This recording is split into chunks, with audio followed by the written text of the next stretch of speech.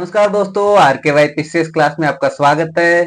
मैं राजेश कुमार आपके लिए लेकर आया हूँ राजस्थान करंट अफेयर की क्लासेज, जो रोज सुबह 8 बजे आपको मिलने वाली है। दोस्तों, कहते हैं ना कि रफ हौसला वो मंजिल भी आएगा, प्यासे के पास चलकर समंदर भी आएगा, थक के ना बैठ ए मंजिल के मुसाफिर, मंजिल भी मिलेगी और मिलने का मजा भी आएगा। तो दोस्तों, जो करंट अफेयर की क्लास है, जो करंट अफेयर की डिमांड होती है, वो हर एक एग्जाम में होती है, चाहे वो वनडे का एग्जाम हो, चाहे वो आरएस जैसा एग्जाम हो। तो जो भी करंट के अफेयर क्लासेस हैं, वो हम डेली आपको रोज सुबह 8 बजे उपलब्ध करवाएंगे।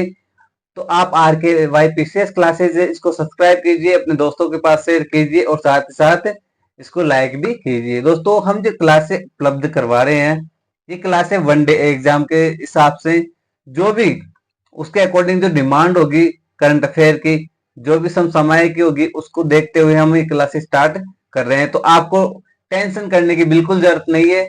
जो भी क्लास मिलेगी उसमें कंटेंट आपको भरपूर मिलेगा। साथ ही साथ जो टेलीग्राम चैनल होगा उसके ऊपर आपको पीडीएफ मिलेगी और आपको वीकली इसका रिवीजन भी मिलेगा। तो आर के वाई क्लासेस जो आपके भविष्य की कामना करता है, जो आपको आपके लक्ष्य तक पहुंचाने के लिए प्रयासरत है, तो उस पर आपका स्वागत है। तो आज की जो करंट अफेयर की क्लास है, ये जो हम रक्षाबंधन से स्टार्ट करने जा रहे हैं, तो ये क्लास आपको डेली सुबह 8 बजे मिलेगी। साथ ही संडे के दिन आपको कंप्लीट रिवीजन की क्लासेस उपलब्ध करवाई जाएगी। कंटेंट आपको जो सोर्स होगा, जो न्यूज़पेपर होंगे उनसे और जो गवर्नमेंट साइट होंगी उनसे मिलेगा।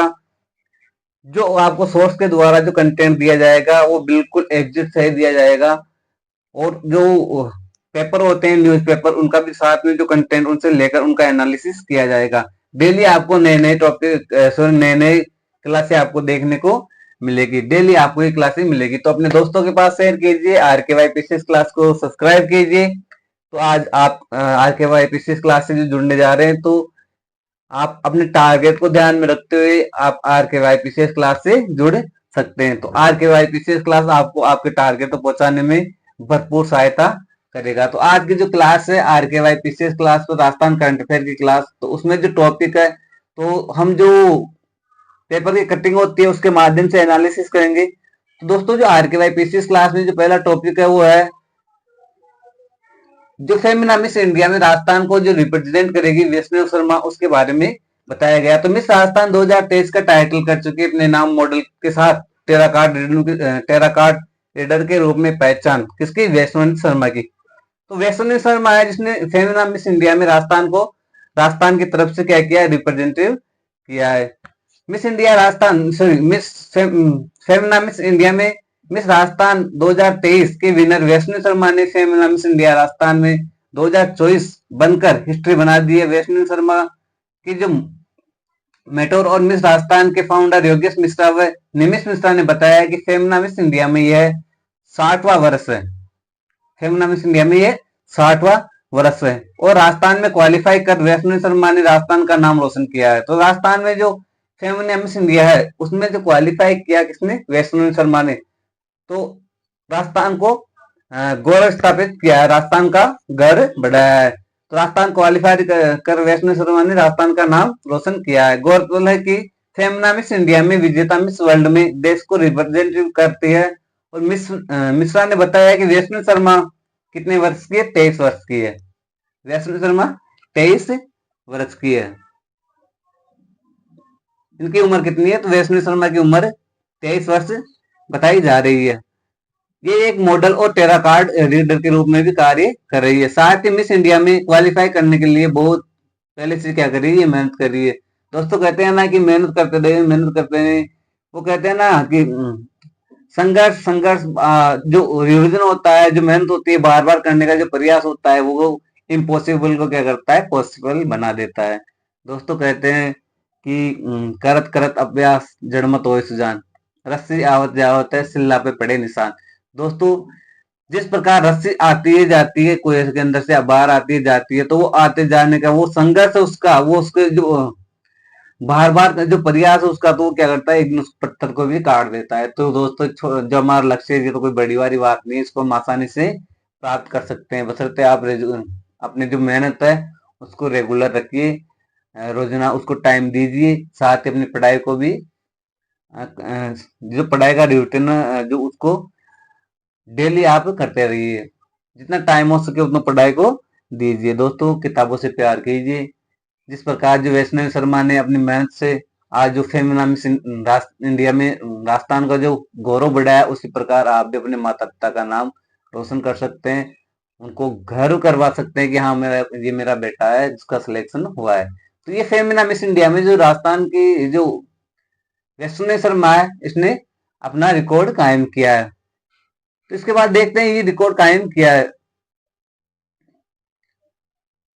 मिस राजस्थान 2023 की वैष्णवी शर्मा ने फेमिना मिस इंडिया में राजस्थान 2023 बनकर हिस्ट्री बना दी है। वैष्णवी शर्मा ने मेटोर और मिस राजस्थान के फाउंडर योगेश मिश्रा और निमिष मिश्रा ने बताया कि ये लगातार क्या कर रही है, राजस्थान ये फेमिना मिस इंडिया के लिए लगातार मेहनत इनकी जारी थी। तो ये फेमिना मिस इंडिया के बारे में बताया गया। तो आपको इतना ही ध्यान रखना है कि फेमिना मिस इंडिया का रिकॉर्ड किसे मिला, तो वो मिला वैष्णवी शर्मा को, जो कितने वर्ष की है, 23 वर्ष की है। अब हमारी जो नेक्स्ट जो न्यूज होगी वो होगी कि जो मुख्यमंत्री है, हमारे राजस्थान के मुख्यमंत्री भजनलाल शर्मा ने बताया कि जो प्रतियोगिता एग्जाम होती है, जो कंपटीशन का एग्जाम होता है, उनको वो एग्जाम वैसे तो जो रविवार के संडे होता है, जो रविवार होता है, उसको छुट्टी पर ही लिया जाता था, यानी रविवार को ही वो एग्जाम करवाया जाता था। लेकिन अब भजनलाल शर्मा ने कहा है कि इन एग्जामों को जो अन्य छुट्टियां होगी, अन्य किसी भी प्रकार की छुट्टियां होगी, तो उस छुट्टियों के ऊपर भी ये प्रतियोगिता का एग्जाम परीक्षा करवाई जाएगी। ये किसका कहना है? भजनलाल शर्मा का कहना है। तो सीएम ने कहा है कि हर क्षेत्र में वैकेंसी निकलेगी, जल्दी रिजल्ट कर युवाओं को रोजगार देंगे। सीएम भजनलाल शर्मा ने कहा है कि रविवार के अलावा अन्य छुट्टियों पर भी भर्ती परीक्षाएं करवाई जाएगी। इससे युवाओं को जल्द से जल्द रोजगार मिल सकेगा। उन्होंने कहा है कि हर क्षेत्र में भर्तियां निकलेगी, जहां भी आवश्यकता है उसके लिए हम पूर्ण रूप से कैलेंडर भी हमने बनाया है। लेकिन हमने देखा है कि पेपर रविवार को होता है, क्योंकि पेपर करवाने के लिए रविवार को हम संस्थाएं मिल जाती है। लेकिन इस पर सवाल ये उठा है कि इतनी जल्दी भी सभी परीक्षाओं को पेपर नहीं करवाए जा सकते। इसलिए उन्होंने कहा है कि जो बीच में छुट्टियां होती है उनको भी उनका भी क्या उन छुट्टियों पर भी क्या एग्जाम करवाए जाएंगे। लगातार छुट्टियों में भी पेपर करवाए जाएंगे, जिससे हमारे युवाओं को जल्द से जल्द पेपर हो सके और परिणाम निकाल सके, उनको रोजगार दे सके। सीएम ने बताया कि सीकर में एक कार्यक्रम में जनसभा को संबोधित करते हुए ये बात कही है कि उन्होंने बताया है कि जो रविवार के अलावा अन्य छुट्टियां होगी उनमें भी प्रतियोगिता परीक्षाएं करवाई जाएगी। वैसे तो केवल रविवार दिन करवाई जाती है, लेकिन अब रविवार के अलावा अन्य छुट्टियों पर भी, अन्य जो अवकाश होंगे उसके ऊपर भी प्रतियोगिता परीक्षाएं करवाई जाएगी। सीएम भजनलाल शर्मा का कहना है कि पिछली सरकार के शासन युवाओं में उनके पिता की आंखों में आंसू रहते हुए पेपर लीक हो रहे थे। हमने सत्ता में आने से पहले एसआई टीम गठित करने का वादा करते हुए, एसआईटी टीम जो लीक पेपर होता है उसको रोकने के लिए ये एसआईटी टीम गठित करने का वादा करते हुए उन्होंने युवाओं का आंखों में जो आंसू लाए हैं उन्हें किसी भी हाल में नहीं छोड़ा जाएगा। धीरे धीरे जांच बढ़ रही है, सरकार युवाओं से धोखा करने वालों को नहीं बख्शेगी। ये किसका कहना है? ये भजनलाल शर्मा का कहना है। भजनलाल शर्मा ने कहा है कि शिक्षा में सुधार और विकास के लिए कई योजनाएं शुरू की जा रही है। स्पोर्ट को बढ़ावा देने के लिए कई घोषणाएं की गई है। अगले 2 साल में 20 आईआईटीआई और 10 पॉलिटेक्निकल कॉलेज खोले जाएंगे। हम युवाओं के विकास के लिए युवा नीति 2024 भी लेकर आ रही। किसने कहा? ये भजनलाल शर्मा ने कहा। उससे उनका सर्वांगीण विकास होगा। तो इस प्रकार भजनलाल शर्मा ने बताया कि जो रविवार के दिन जो एग्जाम होता था, जो कंपटीशन का एग्जाम होता था, प्रतियोगिता परीक्षाएं होती, तो वो रविवार के अलावा अब अन्य जो छुट्टियां होगी उन पर भी करवाई जाएगी, उन पर भी वो एग्जाम करवाए जाएंगे। हमारी जो नेक्स्ट खबर है वो है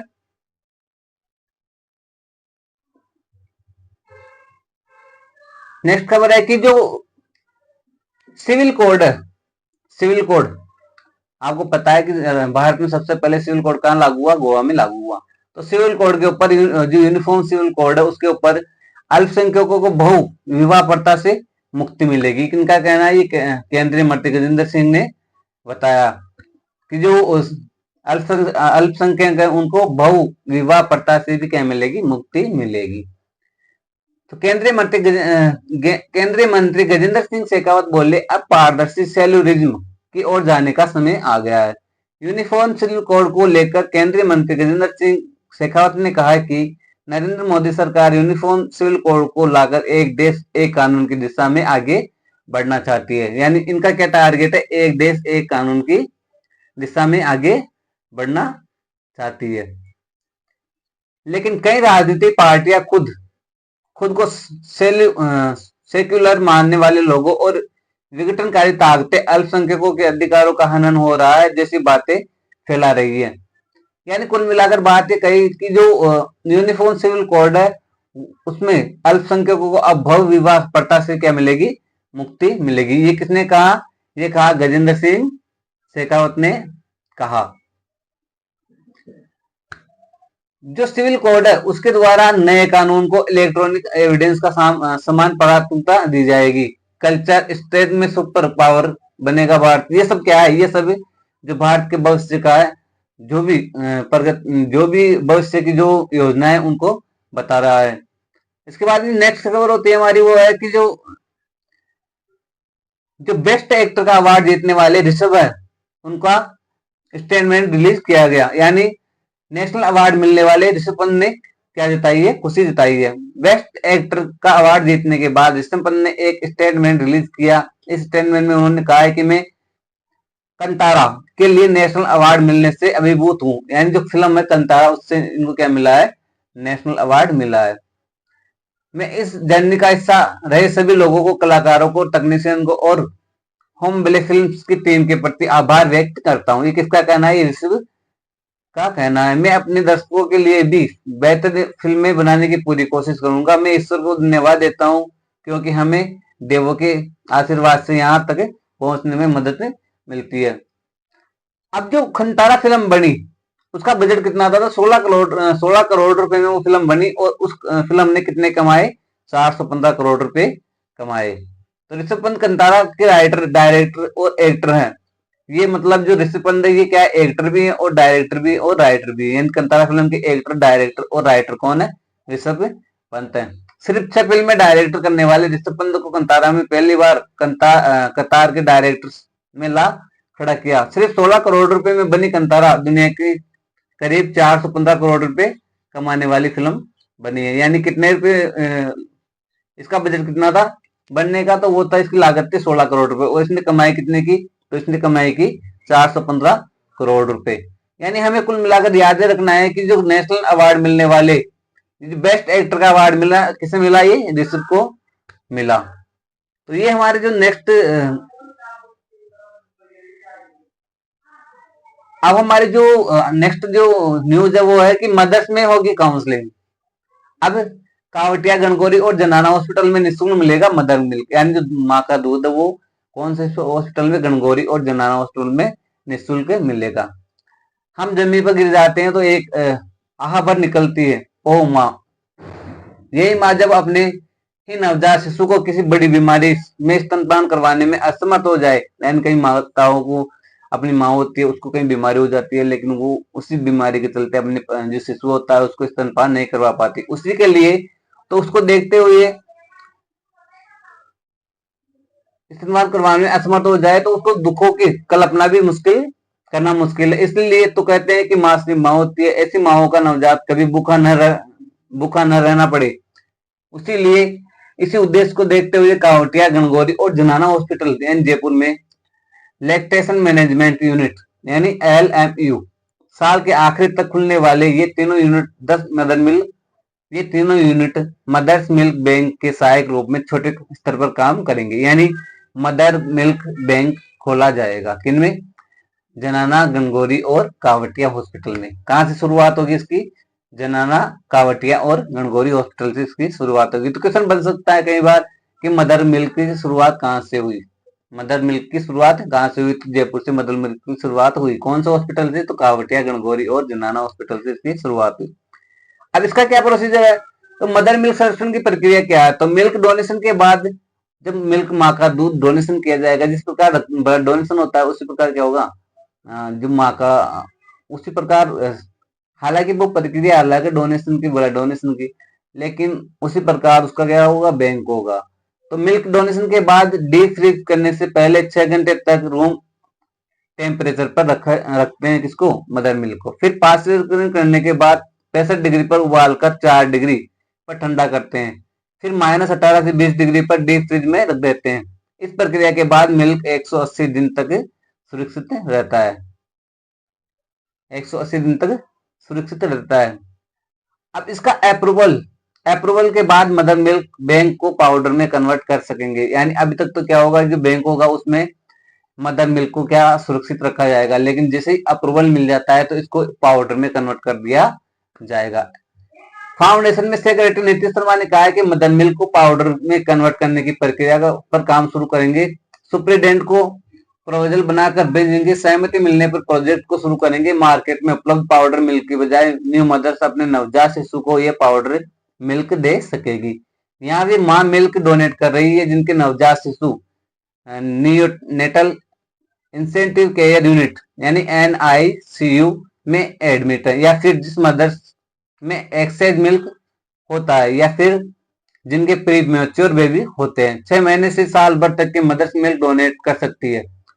यानी जैसे ही माँ जो जिसका वो शिशु जन्म होता है उससे 6 महीने से लेकर साल भर तक वो अपना मिल्क डोनेट कर सकती है। अब 50 रुपए मिल्क बोतल के लिए भी चार्ज करने लगे, यानी अब इसकी जो चार्ज कीमत कितनी होगी, 50 रुपए मिल्क बोतल आपको देना पड़ेगा। कहाँ, बैंक में, मिल्क बैंक में आपको देना पड़ेगा।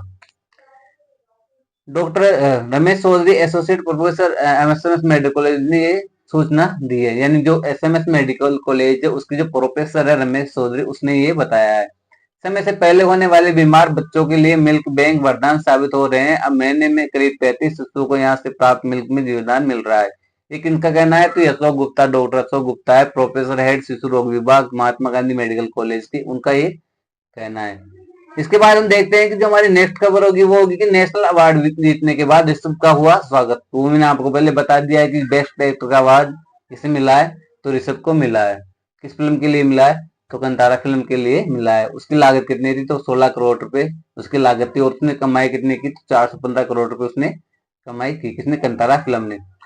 इसके बाद देखते हैं कि जो रक्षाबंधन का त्योहार है उसके ऊपर जो मुख्यमंत्री बजरलाल शर्मा है उनके द्वारा जो शहीद है हुए हैं, जो हमारे देशभक्त शहीद हुए हैं, उनकी जो वीरांगना है उनको उनके लिए क्या दिया, उपहार दिया गया। मुख्यमंत्री बजरंग लाल की ओर से पुलवामा जो आतंकी पुलवामा जो हमला हुआ था जिसमें 42-44 सैनिक शहीद हुए थे, उनकी जो वीरांगना है उनको क्या दिया जाएगा, उपहार दिया जाएगा।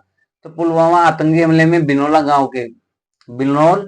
गांव के शहीद नारायण लाल गुर्जर की वीरांगनाओं के लिए उपहार भेजा गया। पुलवामा आतंकी हमले में बिनौल गांव के शहीद नारायण लाल गुर्जर की वीरांगना मोहनी देवी के लिए रक्षाबंधन के अवसर पर मुख्यमंत्री ने क्या भेजा, उपहार भेजा। राजसमंद के जो किस जिले से, राजसमंद के बिनौल गांव में 6 साल पूर्व पुलवामा हमले में शहीद हुए सैनिक नारायण लाल गुर्जर की वीरांगना मोहनी देवी को रक्षाबंधन के पर्व पर मुख्यमंत्री बजरंग शर्मा द्वारा भेजे गए उपहार को रविवार को कुमारिया तहसीलदार ललित कुमार यादव सहित कर्मचारियों ने उनके निवास स्थान पर पहुंचकर उनको उपहार भेंट किया गया।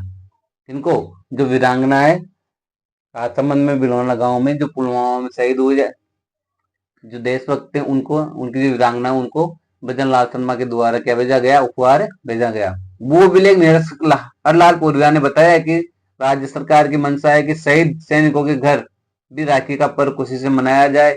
इसी पर कर्मचारियों ने वीरांगना पत्नी को साल उड़ाकर और श्रीफल प्रशस्ति पत्र को 2100 रुपये नगद राशि भेंट की गई। तो ये मुख्यमंत्री बजरंग लाल शर्मा के द्वारा उनको उपहार दिया गया। नेक्स्ट जो हमारी न्यूज है वो है कि जो RPSC है उसमें जो जियोलॉजिस्ट है उसके 32 ME के 24 पदों पर वैकेंसी निकाली गई, जिनकी अंतिम तारीख कितनी है, 20 अगस्त है। इनमें राजस्थान लोक सेवा आयोग RPSC द्वारा खान और भू विज्ञान विभाग में भू वैज्ञानिक के 32 पदों एवं सहायक खनिज के अभियंता के 24 पदों पर क्या है, प्रोसेस जारी है। किसका, भर्ती का प्रोसेस जारी है। इन पदों के लिए आवेदन 22 जुलाई से शुरू किए जाएंगे और 20 अगस्त तक इनकी क्या होगी, अंतिम तारीख होगी। इसके बाद हम देखते हैं कि जो ओसिया है जोधपुर में, उसमें जो शक्ति के केंद्र ओसिया में 25 माह से तैयार हुए घाटीनाथ महादेव अब 9 नाथों की गुफा बन रही है। यानी क्वेश्चन कहीं बन जाता है कि 9 नाथों की गुफा कहां बन रही है, तो वो बन रही है ओसिया जोधपुर में। शहर से 65 मतलब जोधपुर शहर से 65 किलोमीटर दूर ओसिया देवी मंदिर की वजह से शक्ति का केंद्र माना गया। अब यहाँ शिव की विराट प्रतिमा भी बन चुकी है। घाटीनाथ आश्रम में 2 करोड़ की लागत से बने 73 फीट ऊंचे भोलेनाथ और उसके सामने 35 फीट लंबे नंदीश्वर की विराजमान है। ये आस्था का नया केंद्र बन चुका है और देश भर में बड़ी संख्या में रोज श्रद्धालु यहाँ आते हैं। तो कुल मिलाकर ये कि जो नौघाटी नाथ गुफा वो कहाँ बन रही है? ओसिया में बन रही है। अब इसके बाद में देखते हैं कि 2374 शिक्षकों को 3 श्रेणियों में मिलेगा सम्मान और वो आवेदन कर सकते हैं 21 अगस्त से। यानी शिक्षा विभाग ने शिक्षक दिवस पर के मौके पर ब्लॉक शिक्षा ब्लॉक व शिक्षा राज्य स्तरीय शिक्षक सम्मान समारोह के लिए पात्र शिक्षकों से ऑनलाइन आवेदन मांगे हैं। शाला दर्पण पोर्टल के जरिए आवेदन 21 अगस्त से लेकर 22 अगस्त तक आवेदन किए जा सकेंगे। शिक्षकों को कम से कम 5 साल कक्षा शिक्षण का अनुभव होना अनिवार्य है। अनुभव की गणना 30 जून 2024 से की जाएगी। 30 जून 2024 से की जाएगी। ब्लॉक और जिला व राज्य स्तर पर कुल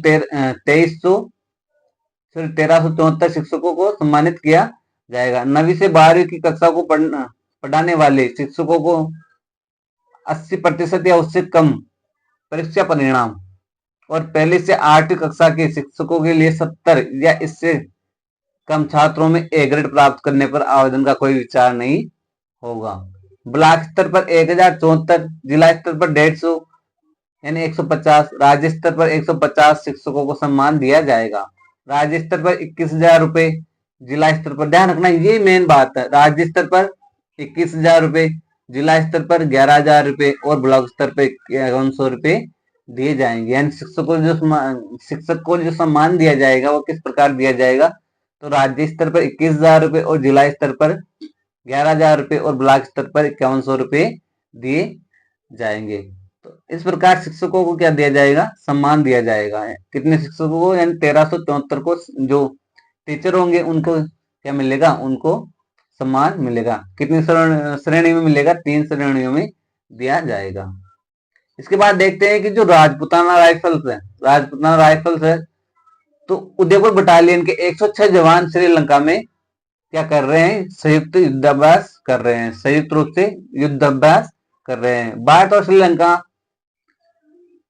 श्रीलंका संयुक्त सैन्य अभ्यास मित्र शक्ति, ध्यान रखना ये मित्र शक्ति किसके बीच में होता है?